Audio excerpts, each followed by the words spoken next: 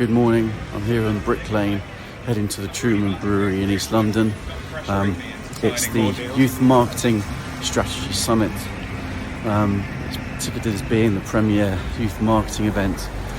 Lots of universities here, lots of consumer brands here, all wanting to find out more about how to engage with Gen Z in the right way. It's packed full of talks, full of workshops. Really looking forward to it. So, see you later.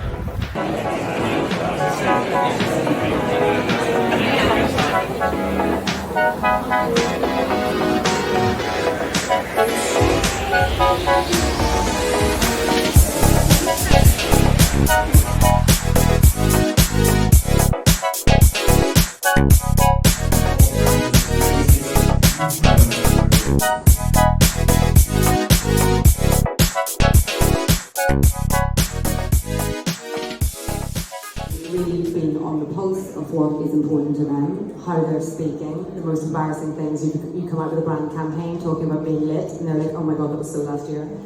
So mental health crisis that also Simone Biles is suffering from, reflected in the UK figures of different generations as well. They're the most stressed out generation ever. We see content creators, celebrities like Bella Hadid, top model and influencer with 50 million followers on Instagram, starting to weep and cry during an Instagram live, talking about her anxiety and her depression.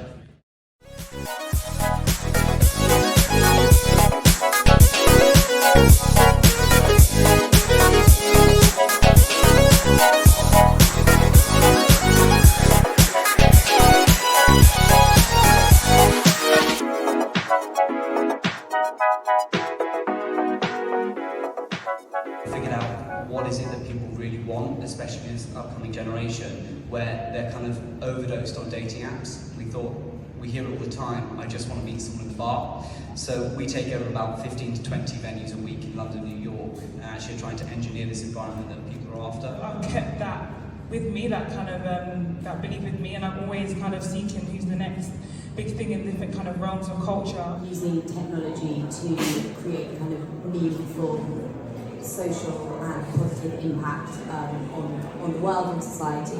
And so I think having kind of employer blogs and employer stories which are front of mind are really, really important. I think we probably can't talk about TikTok without creativity. That is the main sort of point, and with anyone that uses that app, especially within Gen Z, where there's a lot of content creation and creativity there as well. Those are the type of students that the company would look for, right? So from that perspective, we want people that have an entrepreneurial mindset. We're looking for students that can come in and bring new ideas, which I know is alongside, thinking about CSR and stuff that Laura's spoken about is particularly important for that generation as well. So creativity runs all the way through that.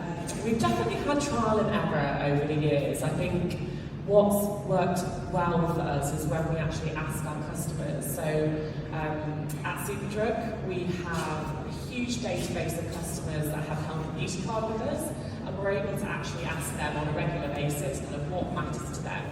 I think I would say, like, before I started in doing apprenticeship, it was because it's in law, I find it's a very closed career. And then they get special perks. They had their own VIP rooms on the festival site, and they have all kinds of new benefits. It completely changed my world.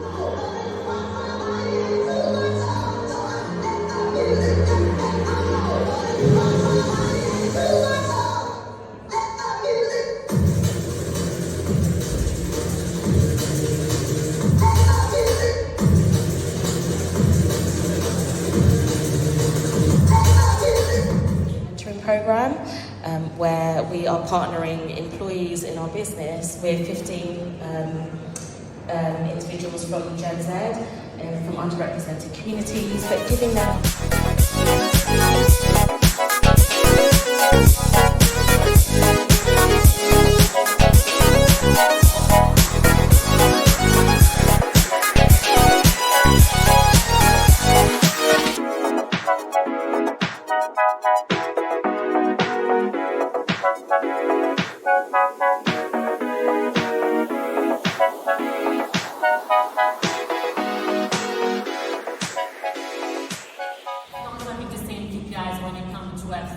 when it comes to virtual space.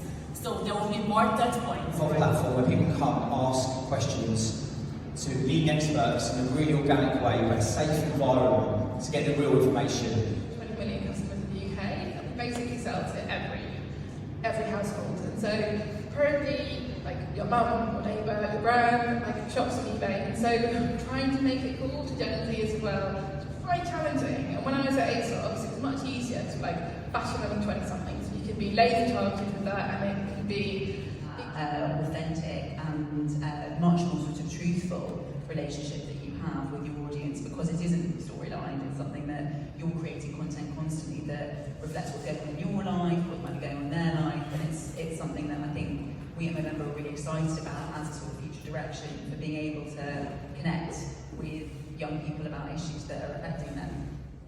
Yeah, I agree. That's kind of like what I was saying before about my job. I think it's so important because you're going to make mistakes. We're not robots, you know. You've learned from your mistakes, but if you're not confident enough to admit that you made the mistake, then you're never going to learn from it. But if you have management that you're happy to go to, then... So young people have these great skills, but sometimes due to like work culture, people will turn up for interviews and people will be kind of shocked at how young people are, or they won't give them a job based on like a lack of experience or a lack of a portfolio. But people need a first job to kind of get that hands-on access.